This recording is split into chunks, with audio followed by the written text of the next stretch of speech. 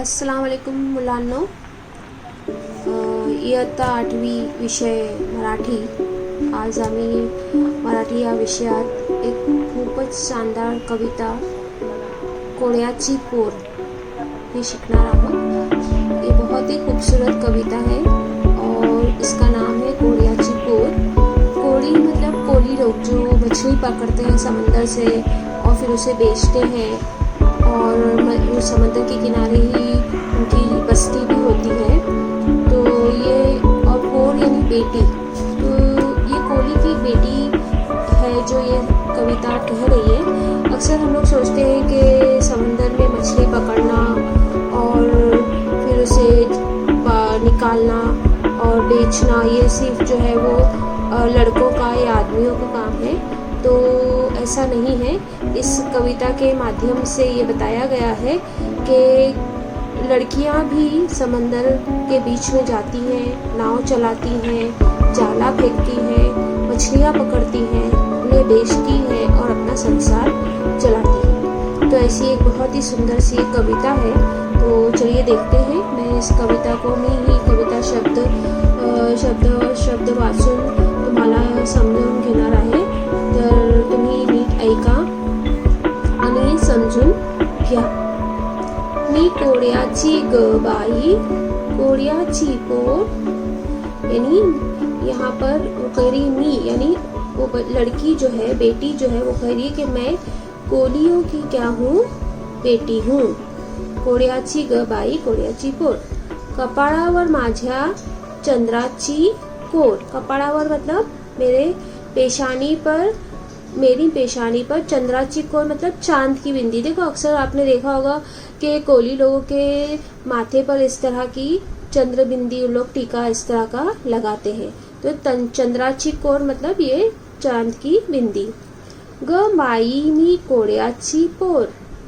तो मैं कौन हूँ? कोलियों की बेटी हूँ. दरियाला र आला तूफान, पाहुन ग होते बेभान.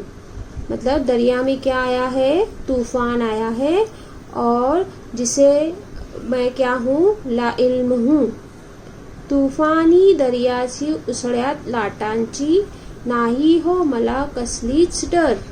मतलब वो कह रही है कि तूफानी दरिया में उठने वाली जो लहरें हैं, उसळ्यात मतलब उसळत्या मतलब जोश और लाट मतलब लाटांची मतलब लहरें. तो जो ऊंची ऊंची लहरें उठ रही हैं दरिया में यानी समंदर में, उनको नाही मला कसलीच डर. उनसे मुझे किसी भी तरह का कोई डर नहीं लगता. क्योंकि ये लोग जो है वो बचपन से ही समंदर के किनारे बड़े होते हैं. समंदर ही उनकी एक हिसाब से कहा जाए कि समंदर ही उनका की जिंदगी होता है. तो समंदर से उन्हें जो है वो किसी तरह का कोई डर नहीं लगता. उनकी लहरों से भी, उनकी ऊंची ऊंची लहरों से भी उनको डर नहीं लगता. होरी चालवते वल्ही मारुनी, पुढे नेते मी लाटा सारुनी. अब वो बोल रही है कि जब मैं समंदर के अंदर जाती हूँ तो मैं होड़ी चलाती हूँ. होड़ी यानी नाव चलाती हूँ. कैसे चलाती हूँ? वल्लही यानी चप्पू मारकर. मैं जो होड़ी में चप्पू मारती हूँ और होड़ी को चलाती हूँ. पुढे नेते मी लाटा सारुनी. और मेरी अपनी नाव जो है वो उनको मैं लाट को जो है वो पीछे डालकर मैं अपनी नाव जो है वो आगे ले जाती हूँ. टाकुनी फासे विकुनी मासे, संसार चाले हा दरियावर. और समंदर के बीच में जाने के बाद फिर क्या करती है? टाकुनी फासे यानी फासे मतलब जाली. टाकुनी फासे मतलब जाल डालकर विकुनी मासे, और उसमें से जब जाल डालते हैं मछली करते हैं तो वो विकुनी मासे यानी मछली, विकुनी मतलब बेचना, मछली बेचकर. संसार चाले हा दरियावर. और हमारी ये जो दुनिया है, ये पूरी ये दुनिया जो है वो हमारी किस पर चलती है? समंदर पर ही चलती है. तो बच्चों, समंदर से जो है वो सिर्फ मछली नहीं मिलती. समंदर से मिलने वाली एक अहम दौलत भी है, वो है नारियल. तो नारियल के बारे में क्या बोल रही है वो देखो. नारियल इन लोगों के लिए बहुत शुभ भी होता है. तो हर पूजा पाठ में ये नारियल का जो है वो इस्तेमाल करते हैं. सोन्याचे मडवी नारळला बाई अर्पण करते सागरला, मतलब सोने की जो नारियल होता है उसको सोने की जैसे कलर करके वो क्या करते हैं, नारियल को सोने का कलर करके सागर को मतलब समंदर को वो अर्पण करते हैं, मतलब भेंट चढ़ाते हैं, तोहफा देते हैं। कोड़ी वाड़ा उजरे पुनवेला, पूजा सागरची चाले जीवन भर। और इनकी जो कोली लोगों की जो बस्ती होती है वो मतलब उनकी पूर्णिमा के दिन उनकी मेला जब लगता है तो उस दिन पूरी रोशन हो जाती है। और पूजा सागरची चले जीवन भर, और जिंदगी भर वो जो है वो पूरा करते हैं सागर की।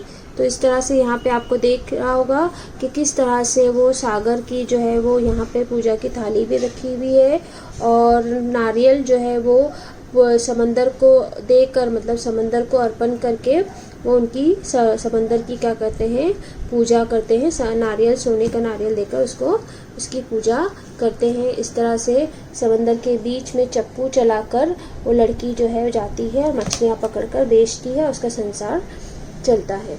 अब यहाँ पे हम कुछ कृति देखेंगे। तो कवितेत कोढ़्याची मुलगी करत असलेली कामे। तो कोढ़े की लड़की क्या क्या काम करती है, वल्ली मारून होड़ी चालवणे यानी वो चप्पू मार के होली चलाती है। जाड़े टाकुन मासे पकड़ने, जाली डालकर मछलियाँ पकड़ती है। मासे विकणे मतलब मछलियाँ बेचती है। कवितेतून लक्षात येणारी कोळी समाजाची जीवनची वैशिष्ट्य, मतलब इस कविता के जरिए आपको कोळी समाज की कौन सी जीवन की खास बातें आपको समझ में आती हैं। तो ये एक खास बात ये है कि मासे मारी करुण संसार चालवणे, मतलब वो लोग मछलियाँ पकड़ के अपना संसार चलाते हैं। दूसरा कि वो जीवन भर सागर पूजा करने, मतलब जिंदगी वो सागर की पूजा करते हैं। और तीसरा है कि पूर्ण मेला सोन्याच्या नारळ दिला अर्पण करते, मतलब पूर्ण पूर्णिमा के दिन वो सोने के नारियल दरिया को अर्पण करते हैं। अभी खालील गोष्टी कोळ्याची पोर कशा सजवते। स्वतःची कपाळ, मतलब खुद का माता वो कैसे सजाती हैं, कपाळवर चंद्राची कोरची टिकली लावून, मतलब अपने माथे पर वो चंद्रबिंदी की टिकली लगाती हैं, उस तरह से वो अपने माथे को सजाती हैं। और सागरला अर्पण करायचा नारियल, सागर को कौन सा नारियल अर्पण करती है, तो सोन्याचा मुलामा चढ़ावलेला नारळ, यानी सोने का पानी चढ़ा हुआ नारळ वो उसको अर्पण करती हैं। शब्द या खेलूचा कन्या को क्या कहा गया है शब्द कविता में, पोर, समुद्र को दरिया सागर, भीति के लिए क्या शब्द आया है, डर, वादळ के लिए तूफान, और पौर्णिमा के लिए पुनव।